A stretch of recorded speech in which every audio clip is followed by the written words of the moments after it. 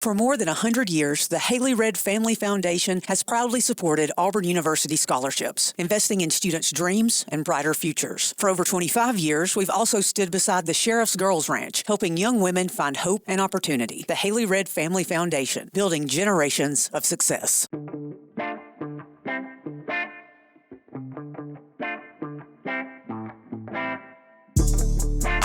Welcome in again, everybody, to the Terry Bowden Show on the Auburn Undercover Podcast.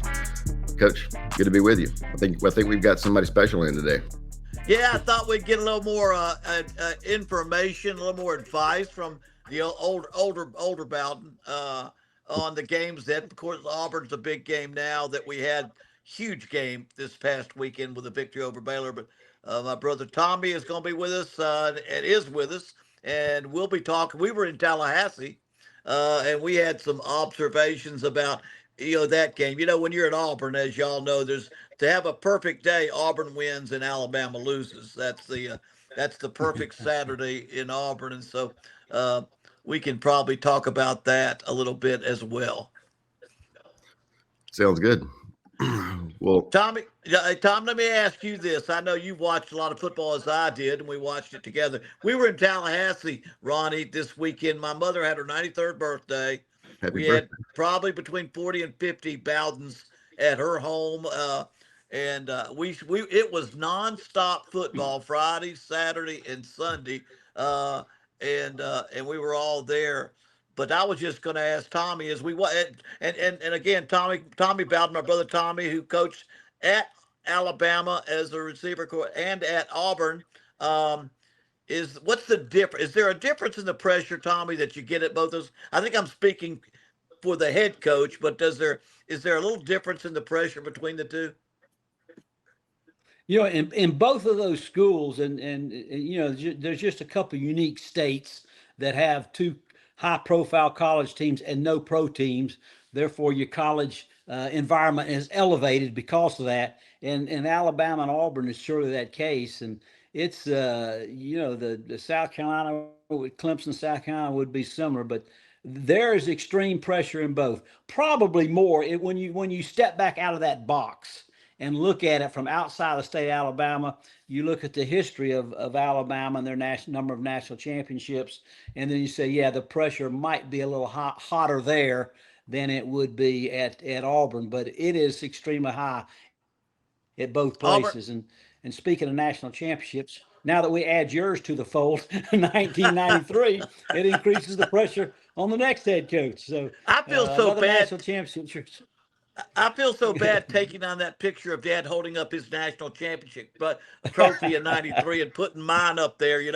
I got a poster board. I made me one too, so I've got one on my wall as well as that one. But how important it is. I mean, you've been a head coach at Tulane, went undefeated at 10 years at Clemson, never had a losing season.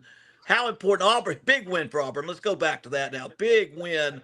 Important win for Auburn over Baylor, 38-24 in Waco. But how important it is under the circumstances with you was it to get that first win, Tommy, as you go into this season?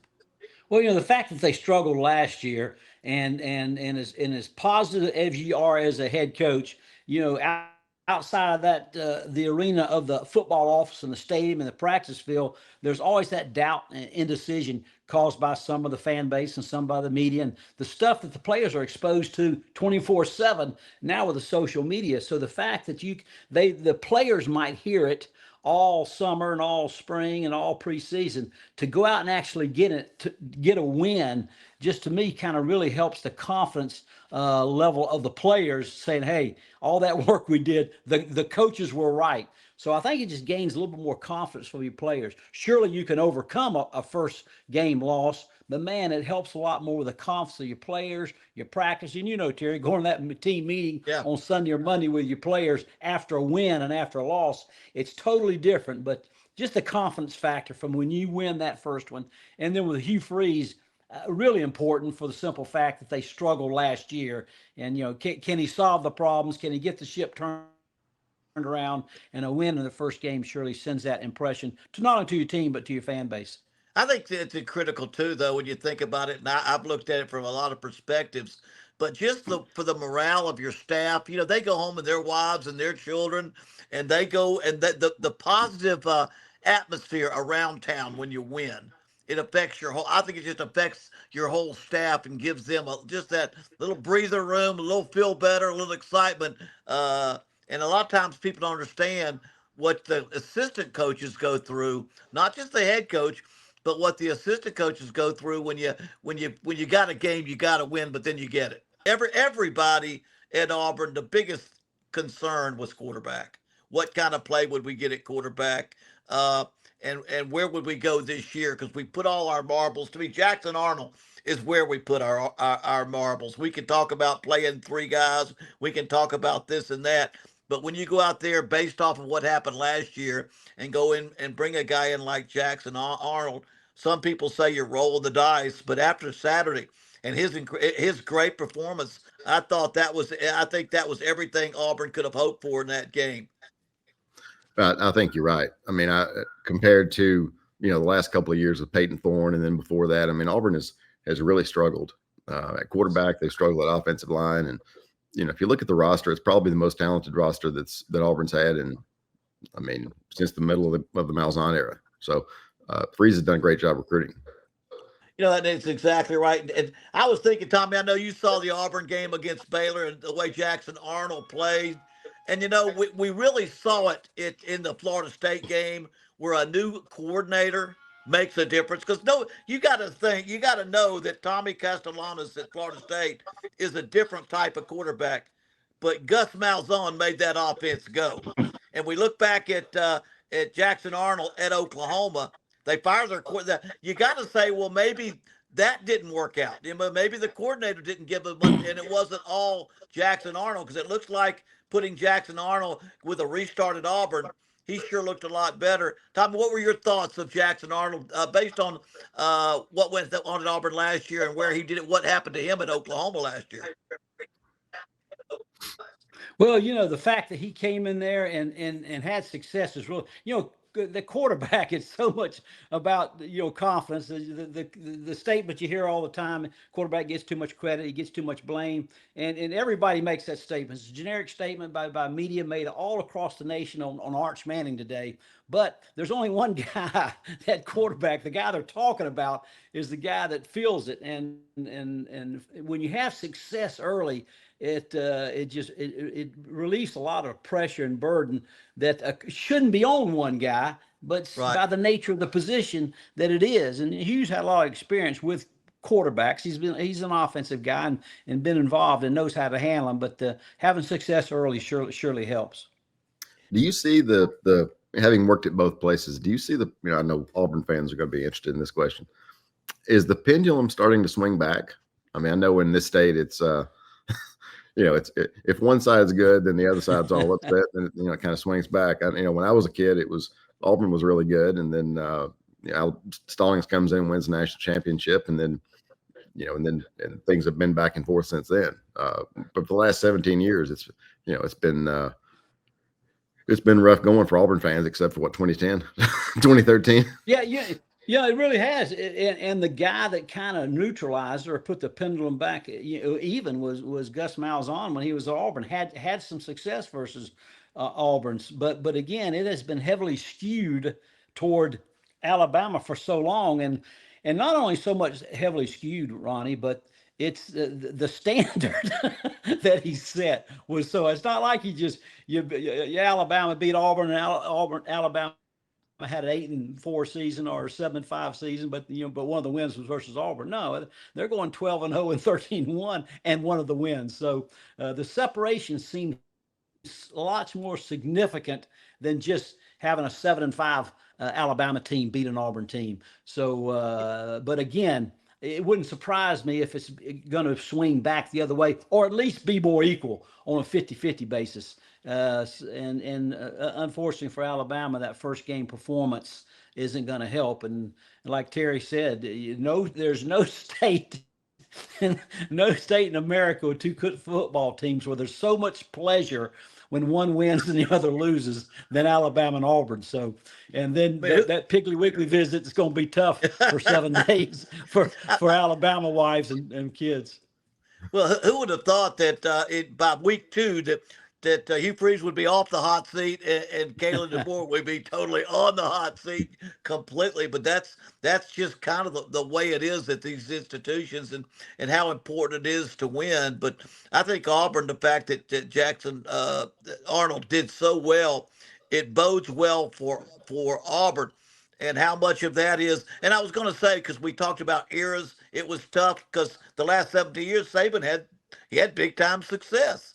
But look what Shug Jordan went through. Shug Jordan, one of the great coaches in the history of Auburn, beloved, very successful, but he had the dubious honor of coaching at the same time as Bear Bryant, who won 6 national championships during that time.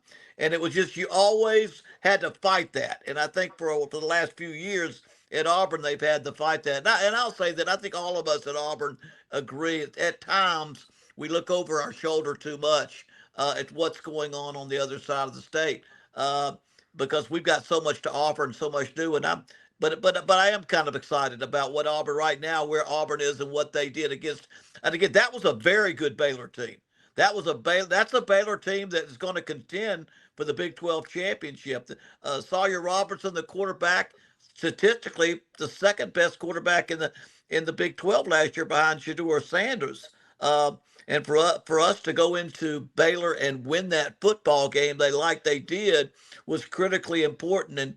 And Tom, you know how important this is. You might talk about one of the factors that Auburn did not do well last year. They had no turnovers, and I promise you, we don't have any turnovers. You got a good chance to go into somebody else's stadium and win a football game. Wouldn't you agree, Tommy? Oh, there's no doubt. I forget what the exact percentages are, that if you win the turnover battle, your chances of, how much they're increased on winning the game. But again, I'm sure Coach Freeze and his staff emphasized it, but I'm sure there's other teams that had a lot of turnovers where you emphasize it. And watch the North Carolina game. I'm sure that was emphasized a lot, but a lot of turnovers in the game. So and then so much for the quarterback. Like I said, they get too much credit. But again, a lot of fans will look at that game and will attribute the success of the turnovers to the efficiency of the quarterback to manage the game and the confidence level of the quarterback in the huddle, how that's displayed to the skill guys, the ball handlers, the running backs, and the quarterbacks. So turnovers, no doubt important, but and a lot of that's reflected sometimes unfairly by the quarterback's success. But it's that air of confidence that he brings in the huddle that sometimes relates to the ball handling skills of the skill people. When you win a game like that, again, Jackson Arnold had 137 yards rushing. He didn't throw it that much, but he's 11 for 17, 65% with no interceptions. And so, and what they were asking him to do, I thought he kind of took control. And I think the defense everybody played better because of the way the quarterback position went and how that kept that ball moving.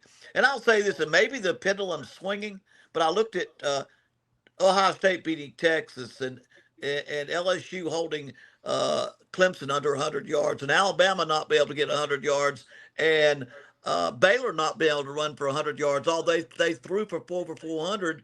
As much as you have to be able to throw the football, it's clear that you've got to be balanced. You've got to be able to run the football. And maybe the pendulum swinging a little bit now that we're seeing. You know what? We can't just throw it every time. I felt like even when I watched Clemson, I'm not so sure Garrett Riley, his answer to all the problems are throw the football a little bit more than a lot of guys who say the answer is run the football. His answer is almost always throw the football. But I think I see that in all the big games. Everybody that won a big game, the big wins this week, whether it be Georgia Tech or Auburn on Friday or Ohio State on Saturday, along Florida State as well, their running back at Florida State, LSU, and then Miami. It was the team that could run and pass that basically won the big games this year. Yeah, and I heard listened to some sports shows yesterday. One of the national commentators talked about the first game and some of the sloppy play. But I watched Ohio State and Texas. There wasn't sloppy play. Those were two great defenses. And you know, Yeah. it's good football. LSU and Clemson were really with two great defenses, and it wasn't so much sloppy play. There wasn't a lot of turnovers in their games. There wasn't a lot of penalties or illegal procedures or things that you think come from a lack of attention or a lack of focus or being a first game jitters or sloppy play.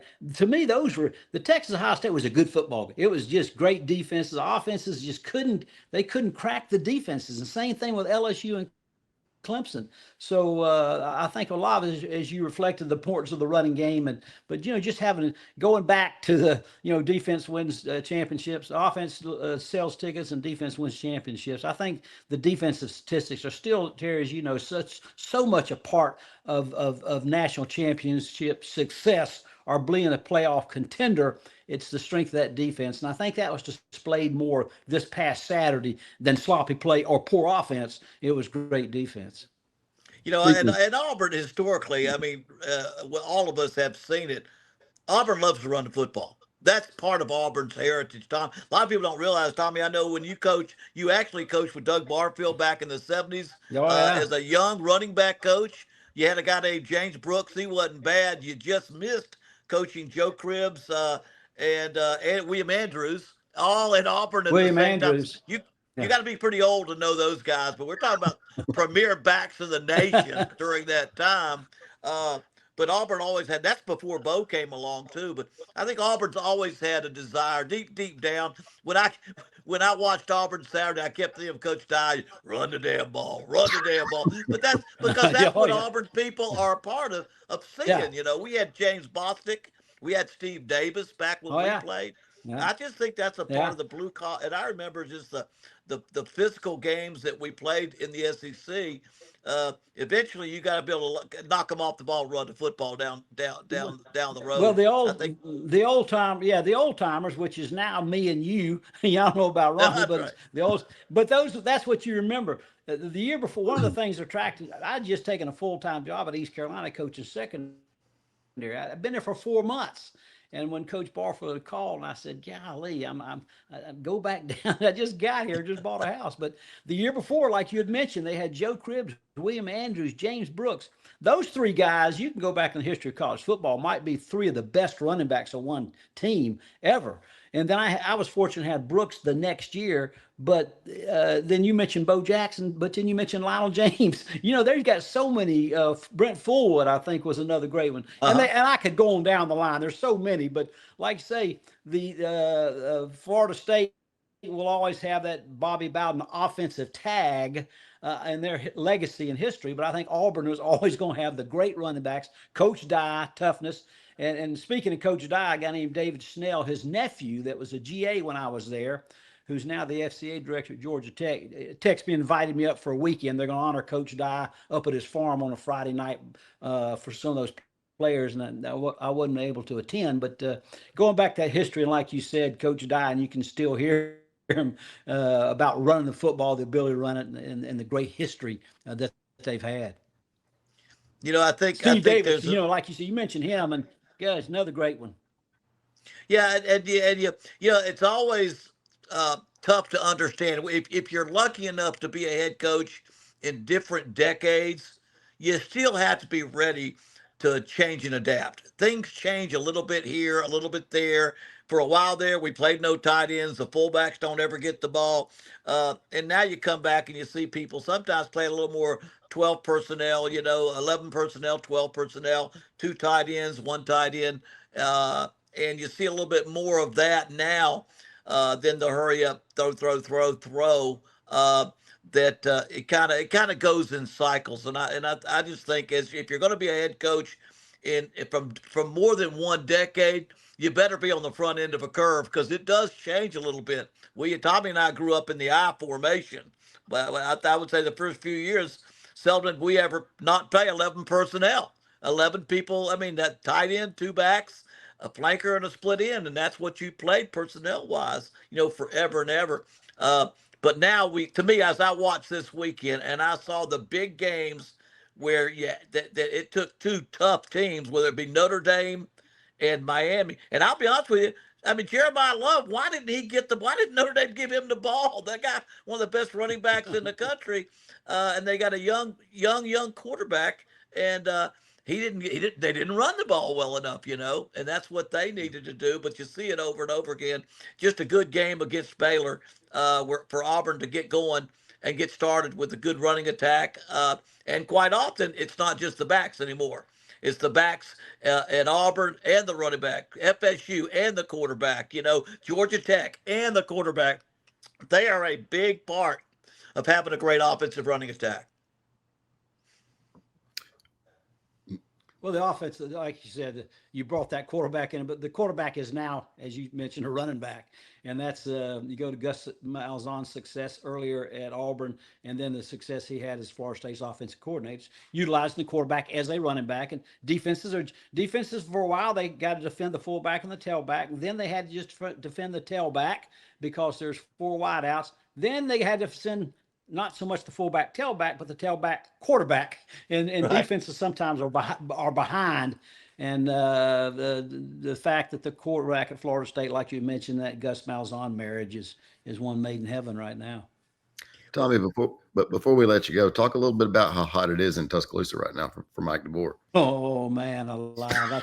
I tell you, after Coach, I remember, it's just the town is about, even when I was there in the late 80s with Bill Curry, and it's just the pressure to win every single game.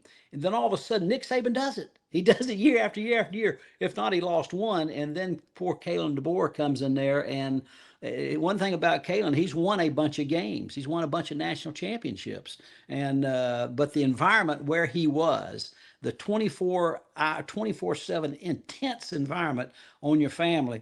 And I can remember we lost a game in Alabama when I was there, and we played Ole Miss. We threw 11 times. We didn't complete a pass. We were 0 for 11. And then the next morning, I drove to work on Sunday morning, and there's a brick that was thrown through Coach Curry's window. There's a big hole up there in the window. Police were there and investigated. And headlines in the paper was, we know it wasn't the quarterback. He couldn't hit the window with a brick because he was 0 for 11. And David Smith, who's a great official now for the SEC, well, maybe the top official in the league, happened to be the quarterback. Homer Smith, a great quarterback, was a great coordinator, was the offensive coordinator. But the pressure is just, it's 24/7 and it's year round. And I know exactly what that Kalen DeBoer and their staffs and their families going through. But they pay a lot of money, but you're under a lot of pressure.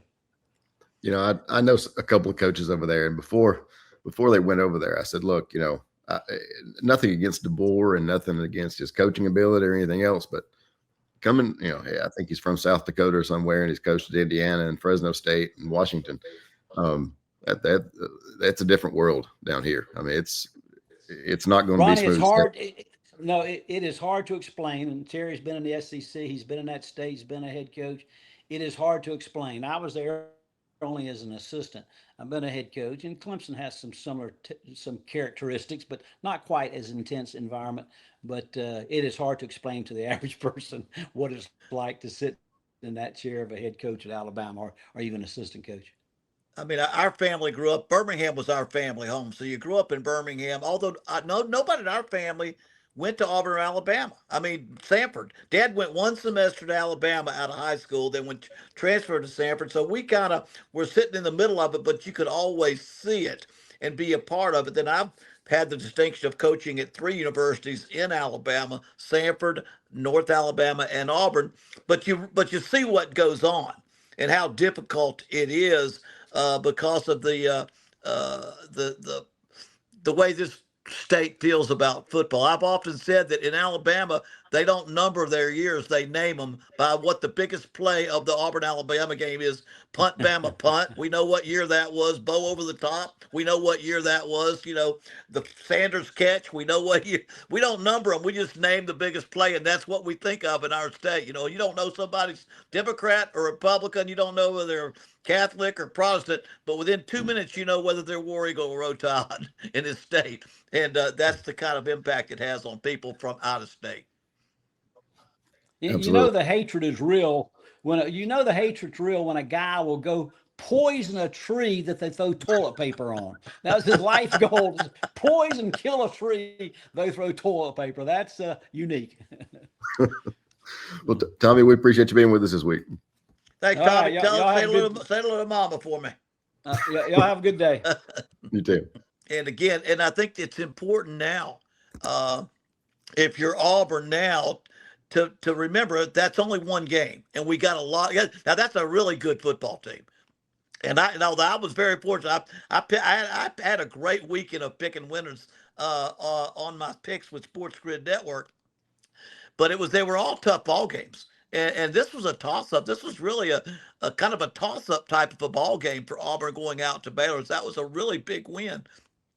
But that only lasts 1 week. And you got to take it 1 week at a time. And I see this with all these other big wins and these players getting they're getting sky high, that you better come on down because we got a lot of football left to be played. I think Auburn's got, I mean, I don't want to think too far ahead, but Auburn's now got what, East Texas A&M. Well, let's see. We've got there's there's South Alabama week after next. I think Ball State. Oh, no, you got Ball State. Ball State. I kept it. Yeah, Ball State. That Florida State has East Texas somebody, and you got Ball State and South Al. But you got to focus on this game, then go to the next one, because after that, now you're talking Oklahoma, Texas A&M, Georgia, and you don't want to ever. That's the biggest thing that I felt like when I was the head coach at Auburn. You must win the games you're supposed to win. Beat if teams are not the dominant teams in the conference, don't let those go. Back then, Ole Miss was not. They were strong, but they were not as strong as they are now. We went 6-0 against Ole Miss because you almost had to. It got tough down the road. You had to get wins early and teams that you were supposed to beat. And so, again, the key for Alabama right now, I think, really is get the kids to come back down to earth, get focused on the next game, and take them, as you know, the old saying, take it one game at a time, because that's going to be so important to do. Well, absolutely. And look, I mean, Hugh Freeze right now has got to contain the enthusiasm in the locker room, and he's also got to manage what's going on across the state.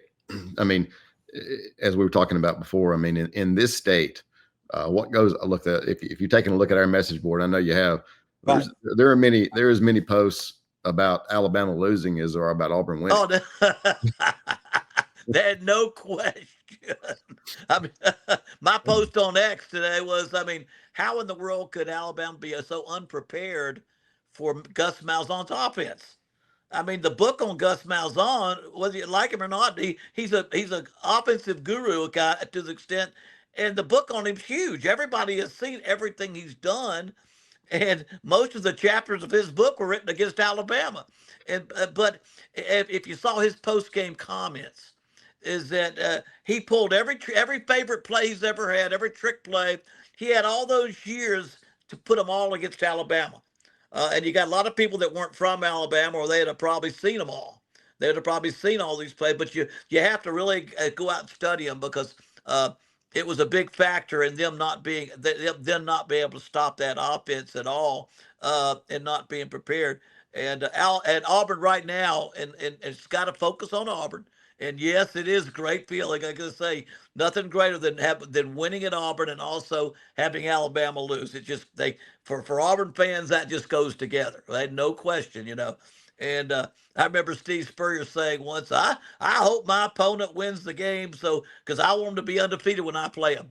We don't feel that way at all. I hate to say it. I'm pretty sure we don't feel that way at all. I hope you lose them all. If you're the bad guys for us, I hope you lose them all. I mean, if I'm selling Coca-Cola or I'm selling Pepsi, because the Pepsi's one of our guys that owns that. If I'm selling Pepsi, I don't go out saying I hope people buy Coca-Cola just as well. You know, whatever you sell, you want to make sure you're for your team. And at Auburn, you're kind of for your team, and not for the other team. But it's going to be a long season. We got to take it one game at a time. And so proud of the Auburn. And maybe we don't give enough credit. And Ron, maybe you can talk about it a little bit too, because are we worried? They threw for 417 yards. Is that a concern? Did we show a lack of, because that's a lot of passing yardage. But again, when you win the game, is that a concern that we have by giving up so much passing yardage? Well, I think it is, but at the same time, you know, at least in my experience, your football team gets better between week 1 and week 2. It improves the most between week 1 and week 2 than at any other time in the season. So, and DJ Durkins is a Will Muschamp guy. I think they'll get that fixed. DJ is a good coach, has done a good job everywhere he's been. Right. You mentioned Malzahn a minute ago. I mean, he tweeted, I guess it was Saturday after the game, feels like old times. Yeah. And it's, it was an interesting weekend, but I mean, if Auburn can kind of keep the, embrace the good things, right? Stay focused on the goal. Yeah, and here's my thoughts on the passing game. Auburn stopped the run, and they scored on offense. They kept scoring on offense. They stopped the run. I mean, Baylor only had one option: throw the football. And DJ Durkin kept them underneath, kept them down low, didn't give up the big plays as many. And that's what, if you don't give up explosive plays and you don't turn the ball over and you stop the run, which is they kept them under 100 yards, the least statistic to worry about is passing yardage between the 20s. And you can keep it underneath, tackle good, don't have broken tackles, and gang tackle the football. And the least important statistic, if you're winning football or running the ball well, and Auburn controlled the clock. Auburn had a good job of having clock time, and Auburn just basically let them. The passing yardage to me is the least. I think you make sure you get better. You show the video. You break on the ball. You'd like to get like to be around that ball as much as possible. But the fact that Baylor had to throw it, that they had to turn to that side of the game, is just an indication that Auburn is doing the things right. And I think we would be remiss if we didn't say you got to win defense, you got to run the football, and you got to win specialty teams. And Auburn again came up with a huge kickoff return touchdown to win specialty teams. In my mind, that was a huge factor because Baylor had just scored and boom, come right back and get a touchdown on the kickoff. That's huge. Yeah, and the fact that Freeze was able to stay focused and do what Baylor gave him, run the ball, take what's that, and there was a lot of talk in the offseason about, Freeze can't help himself. He just loves to throw the ball. I thought he managed the game pretty well. I thought it was, take what they'll give you. Yeah, and I've said this before. If a team, when you come out and play a game, and a team's going to put 10 people close to the line of scrimmage, you put a high safety up there and 10 people, and maybe you got they're playing bump and run or tight on your wide outs, and everybody else is close to the line of scrimmage. You can't just run into numbers. I mean, if a team's willing to do that, you got to be able to throw it. But you got to mix the run in as much you can as well, and make sure you get what you can. You can't just go away from passing all the game. And I think you're right. Hugh Background likes to throw the football, but again, I think when you see what happened Saturday and you see what you've got to do to be successful, when you can get that running game going, it's going to mean so much to your offense, and that was the difference on Saturday, was the ability to run that football and knock Baylor off the football and make yardage, and then at the end of the game, when that last drive to win the game for Auburn, the quarterback, a 24-yard run for the touchdown, I think 24 yards was kind of the icing on the cake as it finished that game off with that last big touchdown run. Well, and I think the other thing, Auburn people are a little bit, hey, we got a quarterback, we got an offensive line, we got we got running backs, and all of a sudden, look, Auburn's got some weapons. The running game was big this weekend, but you look at those receivers running around out there. Auburn's got a chance to win some games. If you go into the Georgia game and you're 4-1, you got a chance. You got a chance to make a pretty good run. Well, that's why I think you keep your head level. You keep the kids focused on one game at a time, because there are going to be a lot of toss-up games on this schedule. Games that were looked. How are we going to play with this team? You got Oklahoma and Texas A&M coming up. Both of those may be closer to toss-ups now. When you can be stable on offense, you got a quarterback that's running your offense very well. Defense looks very solid. A lot of these games are a lot more toss-ups, and so. Again, the main thing is to don't turn the ball over, don't give up big plays. Then you win those close ball games. Because you lose close ball games in the SEC, you're going to have a hard time having a season by doing that, because there are going to be a lot of close ball games.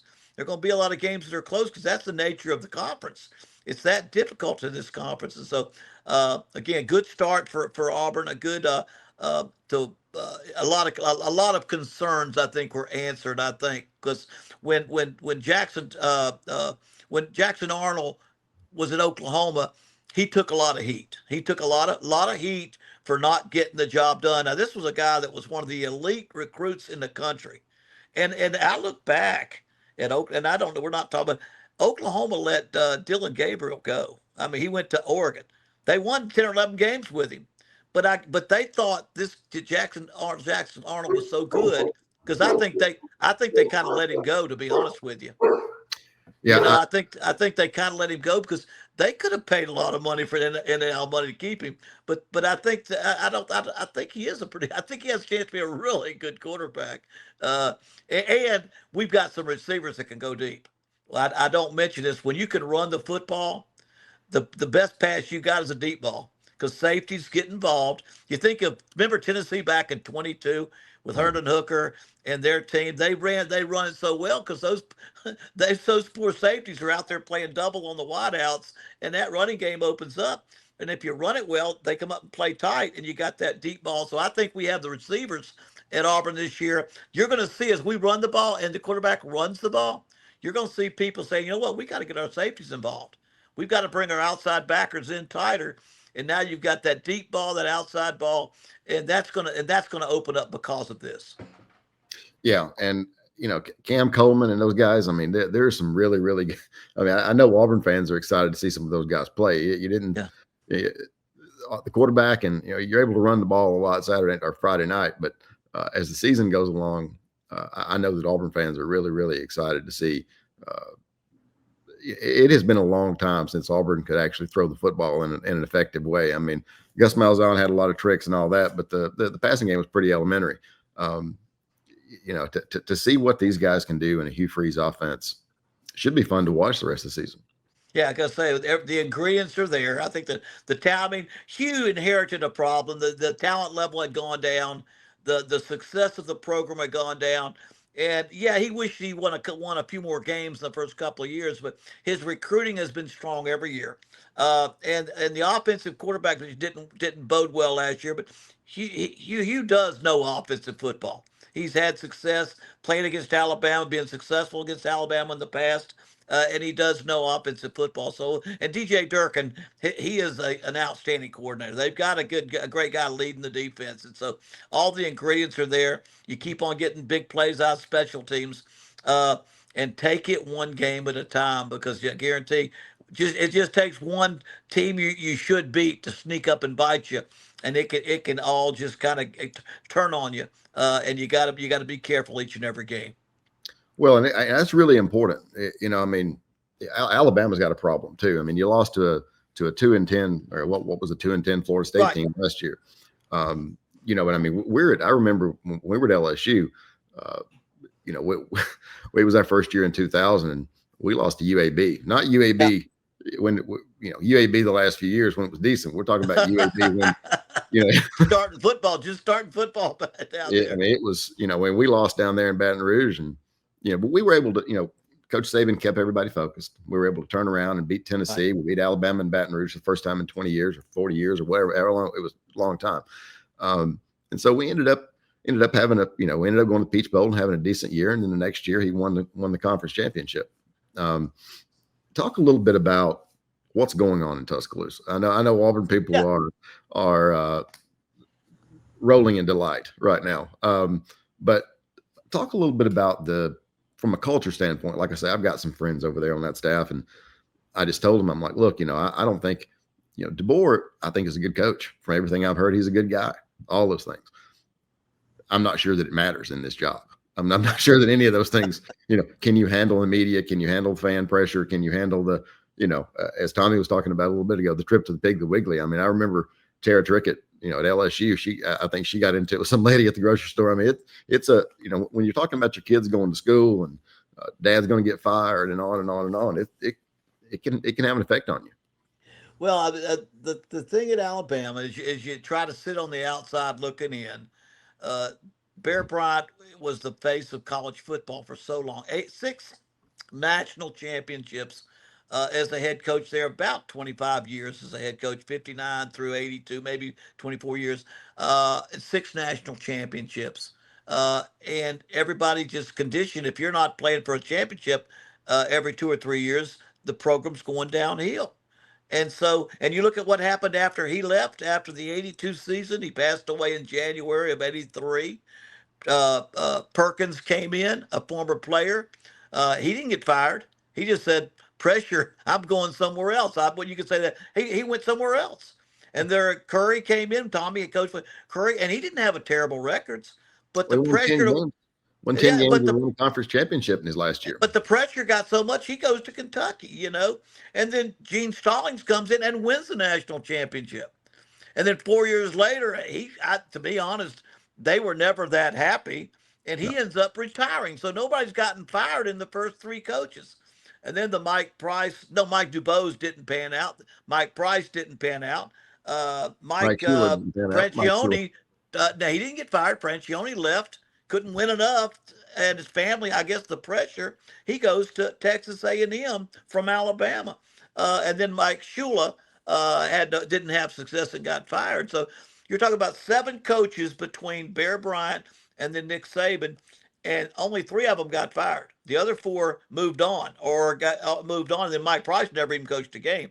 And so if you want to say what's going on in Tuscaloosa, well, I've been a coach at Auburn. The pressures in Auburn's pretty intense. I'm gonna tell you, they've just got standards that were set by 2 guys, whether we like them or not. They both had that GOAT a GOAT label put on them for winning so many championships, and so again, that puts a lot more pressure, not just to be good, but if within a year or 2, if you're not playing for a championship, it's hard to keep the morale of the team and of your staff and the whole picture. So that's a tough job.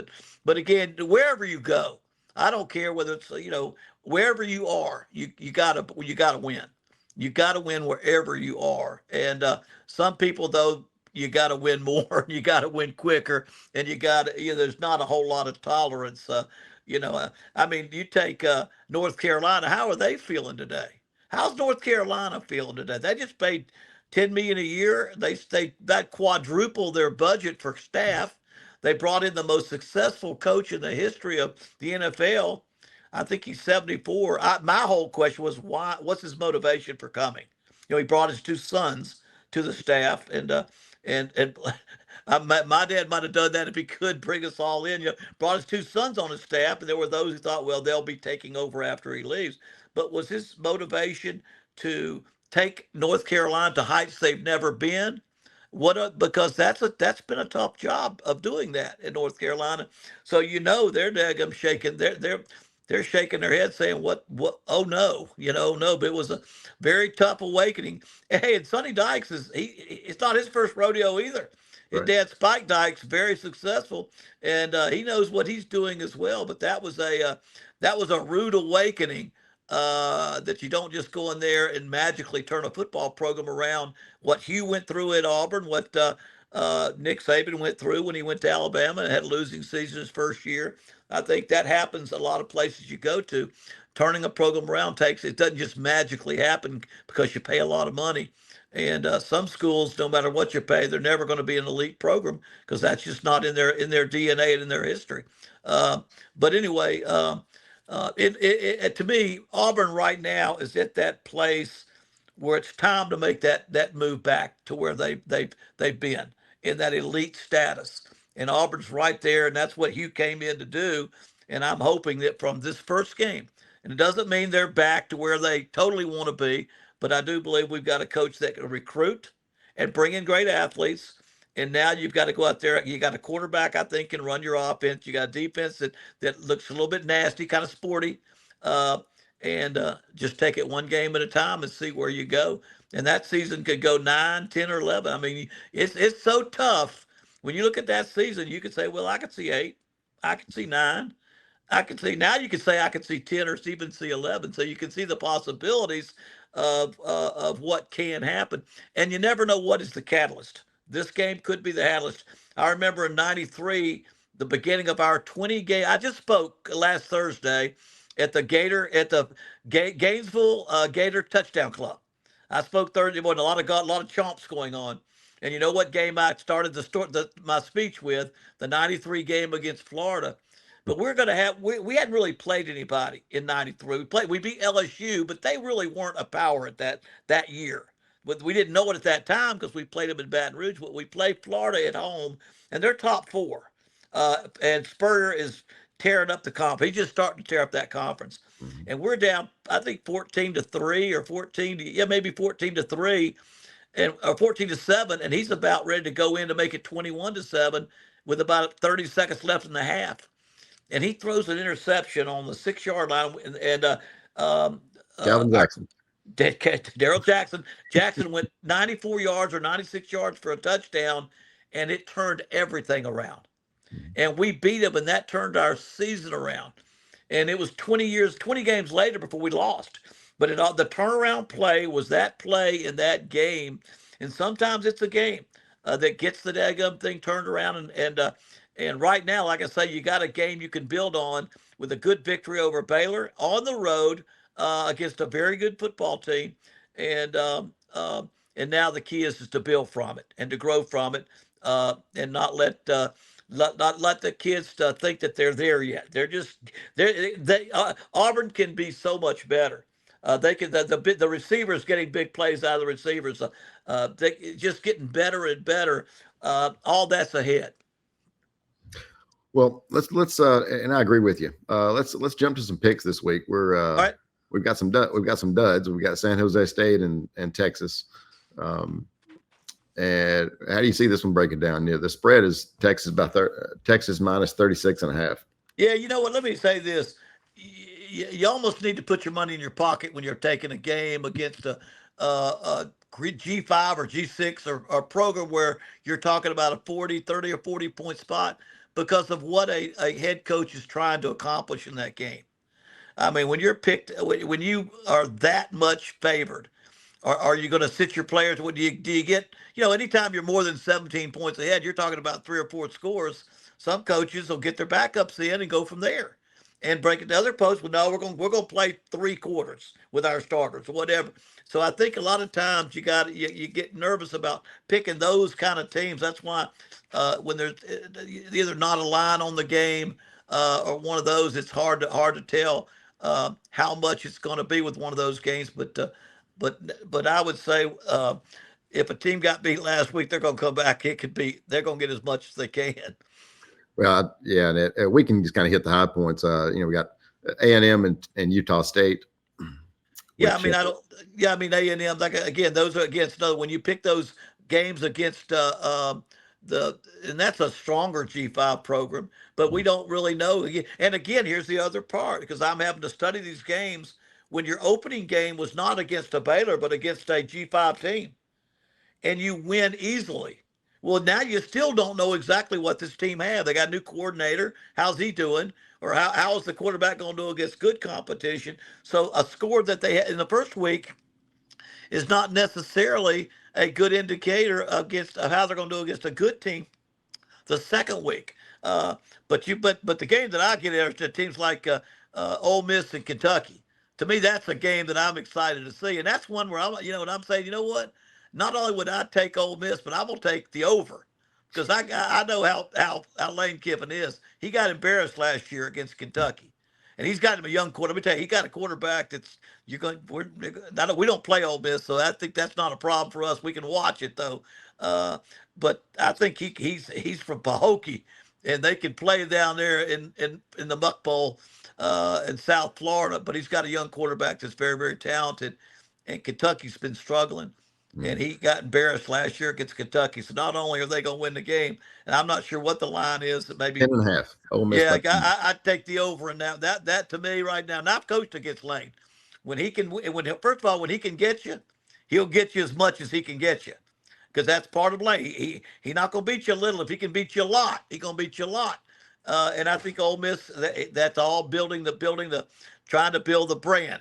Build the brand up is one of those. So that's one of those where I think this and his quarterback. I've been studying their quarterback because I was curious how good he would be playing up behind Jackson Dart last year. He's pretty good. Kansas, Missouri by 6.5 over Missouri. I'm sorry, over Missouri Kansas. by 6.5 over Kansas. Okay, now let me tell you something. Now I coach the coach at Lance Leopold at Kansas is he's a very good coach. I coached against him at Buffalo. He won 6 national champions at Wisconsin Whitewater. That's Division III, but when you win 6 national champions, you know what you're doing. Then he went up to Buffalo, and a program hardly anybody wins. He won big there.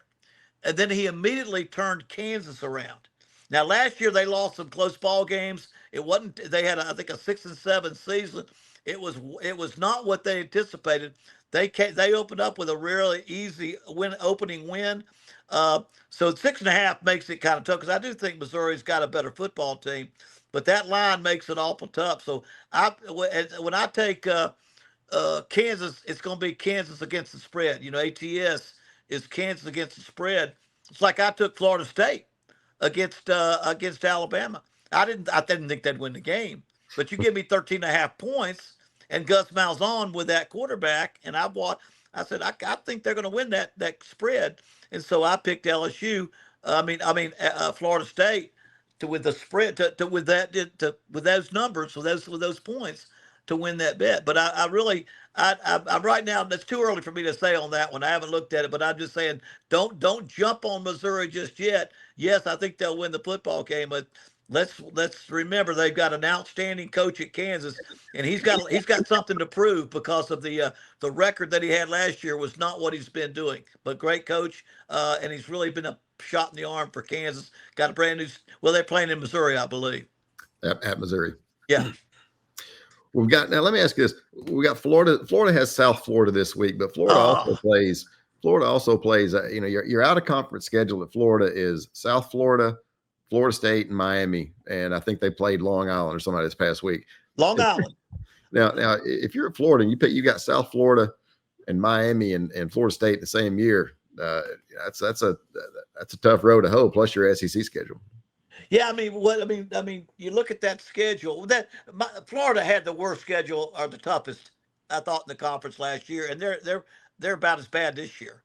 Now they opened up with Long Island. I'm not sure what they are. The Long Island Iced Teas. I think that's what I thought they were. I have no idea what the Long Island, and they beat them. Well, like you knew they would. And then all of a sudden, South Florida, who you figure is going to lose to Boise, they go out. They don't just beat Boise State, who made the playoffs. They beat them like a drum, 34-6 or 34-7. They dominated. And now if you're Florida, you're saying, dadgum. And so now you've got a team. Now you got a game. But yeah, I think Florida's got a very talented football team. And their quarterback, I think they won their last 6 games with him as a quarterback last year, DJ Legway. But I think South Florida can make this one like, what'd you say the line was? 17.5. Boy, and that's pretty tough. I think Florida's on the roll, but I think you got to think twice about that line because of the way South Florida played last year. And in the state of Florida, there's no reason South Florida can't play big time football. Right. That's like UCF. There's so many great football players, and if they'll keep their pockets up for NILs, they'll get good players to come into that city and come into that state and play football. And then the state of Florida has such a population. I mean, right behind Texas, population-wise, they've got the most athletes because they got so many people. When you talk about the number of athletes, California, Texas, and then Florida are the 3 top states for the number of Division I players out of high school. But mostly that's because of population, And Florida has plenty of great football players. In South Florida, I've always said they could be real good if they get it going. With the way they beat Boise, I haven't really looked at the line, whether you feel like it's going to be for sure, but I think that's going to be a Florida win. But it's going to be a little more interesting than just a gimme. It will be. This is an interesting year for Billy Napier. I think they've got a chance to be really good. And they do have the toughest schedule, I think, again, in the country this year. But then we've got And this is a big weekend for Oklahoma. Michigan at Oklahoma, 14th Yeah. ranked Michigan, 18th ranked Oklahoma. OU favored by 5.5. Well, OU is loaded this year, and they like what they've got. What they brought the quarterback in from Washington State. He transferred in.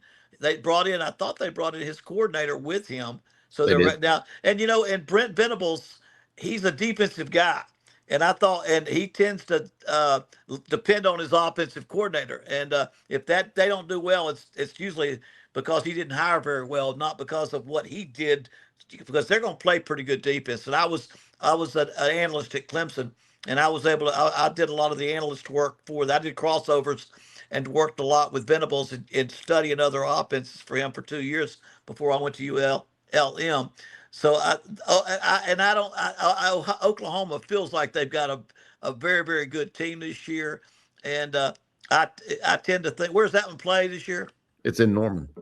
It's in Norman. I've got to go with Oklahoma on that one. I'm still not sure where Michigan's going to go. I'm still kind of mad that they got nothing for stealing signals and all the stuff they did. I mean, we got put on probation and got denied bowl games and championships, and Michigan cheated, and they paid $20 million. I mean, you got Ohio State that paid $20 million for NILs. You got Michigan that paid $20 million for a penalty for cheating. And don't get me wrong. How long you've been an off the field coach? How many TV copies did we watch to try to steal signals? Because that's legal. I did nothing but watch TV copies. We watched every angle. We tried to look around the blankets, around the postcards to see what those guys are sending in so we could steal signals. But that's legal. But you can't go to somebody else's game, dress like the other team, and steal signals. That's against the rules. And nowadays with wagering being legal, just think what that might have done to a lot of people when the offense, the other team knows whether you're going to run right or run left or run inside or run outside or pass, they're going to run. Maybe that's all but that changes a lot of football games. And so anyway, that's just my 2 cents on that. But I like Oklahoma. I think Oklahoma is going to be a team that Auburn's got to be ready for in a couple of weeks. I think they've got what appears to be a good team. I've got to watch and see how that quarterback looks at Oklahoma and how much the head coach lets the coordinator run his offense. And that's kind of something that we got to watch. We've got Vandy at Virginia Tech, only a 1.5 point spread for Virginia. Well, I thought, tell me I'm wrong. I mean, Virginia Tech was only losing 10-8 in the fourth quarter to a very good South Carolina team that people kind of got them kind of like Auburn. They're kind of a dark horse to get into the race for the conference championship. Got one of the best athletic quarterbacks in the country, and they're winning 10-8. Then they have a punt return for a touchdown, a little beamer ball. They had a punt return for a touchdown, and that put them ahead, and they pulled away at the end of the game. But I watched Lenora Sellers, who and people love him because he looks so good. But he took a safety in the end zone, and they got sacked 5 times. And they got some offensive line problems. And if you watched his safety, he looked one way and then stopped and looked the other way. Now, you don't do that in football. When your quarterback, when the coach allows you to throw out of the end zone, you get one look, then throw it away. That's the rule. But if you watch that play, he looked left. It wasn't open. He turned over and tried to look right. By that time, he got sacked. He lacks a little pocket presence. He's a talent, and he can make big plays. But I saw a little bit of weakness on the offensive line, and I saw he just lacked a little poise in the pocket. Now you better be careful when he runs out of the pocket. And they're a good football team. They can line up and beat a lot of people, which they did last year at the end of the season. But I saw some cracks in that. All that being said, I think Virginia Tech. We were talking about Virginia Tech playing Vandy. I can see why it's one. Is it 1.5 for Vandy? Well, Virginia Tech minus Virginia 1. Tech favored. Yeah, they played pretty well. They played pretty nasty. They were a pretty good football team in that game, and they just outlasted South Carolina. And South Carolina probably thought they might have an easier time of it, but Virginia Tech got after them pretty good and made a great game of it. So I'm anxious to see if Vandy can do this twice. We all know that a good coach comes along and wins pretty good at Vandy, then he gets a job somewhere else. But it's hard to consistently win at Vanderbilt, because academically there's a smaller pie of athletes that can get in. It's not like basketball. Duke and Stanford and Vandy, you kind of put them in that category. Vandy is a little different team than the others in the SEC, but they've got an outstanding coach, they've got an outstanding quarterback. But I got to see it again. For them to come, it's like they're not going to sneak up on anybody this year. I think they've got to go out there and beat them head up. And I tend to think Virginia Tech's going to win this football game. And before we wrap up, we've got Alabama and Auburn. We got ULM in Alabama by 36.5. Well, again, when you get a 36, you get a 36-point spot. And again, I don't like to talk about ULM. That was my former school, and so I don't like to sit here and evaluate that coach and that team. They got a good opening game win against St. Francis. Alabama needs the win, obviously, and they're favored by a ton. And so I guess the only question is not if Alabama will win, but will they cover the spread? And now you got to say, well, I'm not so sure the way they've been played if they'll cover the spread. But I would say this: if they were ever going to cover the spread, they're going to cover it this week, because they've got to show they've got to come out there and make a statement. And yes, it doesn't matter how much they win against ULM. It's not going to change what happened last week. But in their own mind, in their own locker room, they need to go out there and play as hard as they can for 60 minutes. So I think the fact that they lost last week, they still are a talented football team that did not play well. And Gus Malzahn had their number. He knew how to beat them. He knew what they wouldn't be ready for. Every trick play, every tendency breaker, he had every one of those out there for that game. And so they're going to be better than they looked. We might as well accept that. But what I thought the quarterback was a little more pedestrian and not dynamic, but he was solid. I watched Notre Dame with their young quarterback. He just looked like he looked like he's ready to play. Now that's Lloyd Carr's grandson, and he's got great DNA. He's got great background, but he just looked more poised for a new quarterback. Ty Simpson, who was an outstanding recruit, I didn't see the dynamic abilities out of him that they need to have, and they've had in the past at quarterback. And so I tend to think if they have any ability to beat that spread, they're going to go after it, because they need to have a statement game. But that's too far for me to pick with any good feeling one way or the other. Too much points. And obviously Alabama's going to win the game. The question is, if they come out and play well, it'll tamp the noise down a little bit, not much. Yeah. But if you go out and you win 20-17, it's going to get even louder and louder. Oh God! Oh no, that's why I'm saying if there was ever a reason to pick the over, this would be one you pick it. I just think the numbers are high enough that it doesn't necessarily happen sometimes, but. The talent level will be a whole different thing, because we thought that the talent level would be different for Florida State and Alabama, and it may have still been in Alabama's favor. But the quarterback's ability to run the football, make first downs, keep FSU's offense on the field, keep Alabama off balance, all those things made up for if there was a talent level favor for Alabama, it didn't show. And they were playing one play behind the entire game, and I think that really you'll probably see a better Alabama down the road.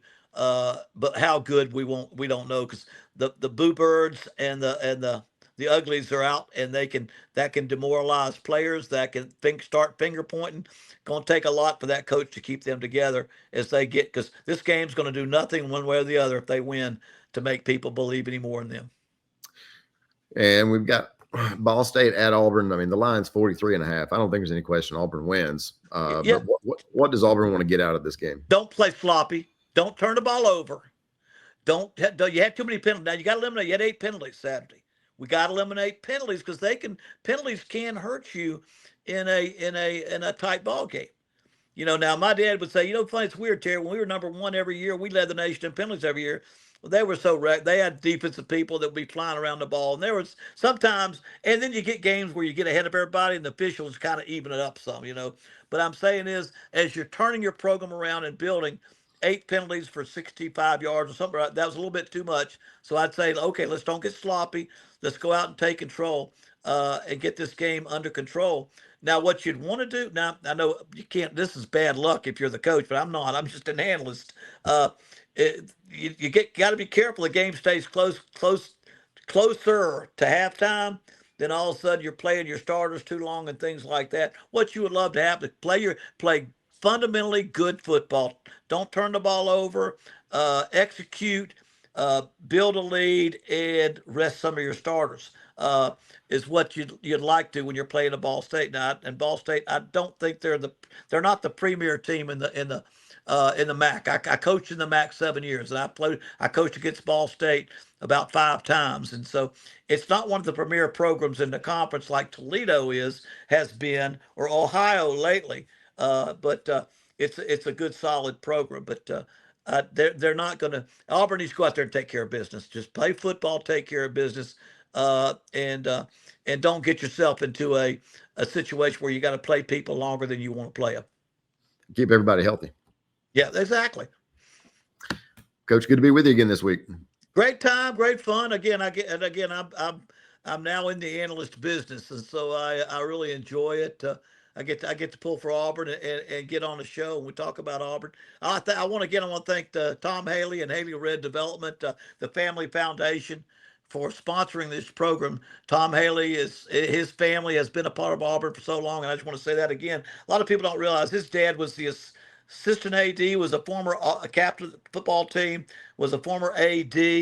1997, when his dad passed away, before he passed away, his dad wanted to come out on the field with us again. And Tom brought his father, Lee Haley, who from Birmingham, good friend of my father's, came out on the field and got in the middle of the football team, and we sang the fight song to him. And he cried, and it was one of the most emotional things. But you're talking about a man that goes all the way back to the Suge Jordan days. He also worked at Georgia some, and worked with Coach Dye, worked with Coach Jordan. Tom Haley's brother Dick played for Auburn, and Tom has been an Auburn fan forever. And their family has given thousands of dollars for Auburn scholarships. And we're so thankful they can sponsor this show. And we're thankful for their support. Thanks, everybody, for listening. Like and subscribe to the YouTube channel, and we'll see you next week.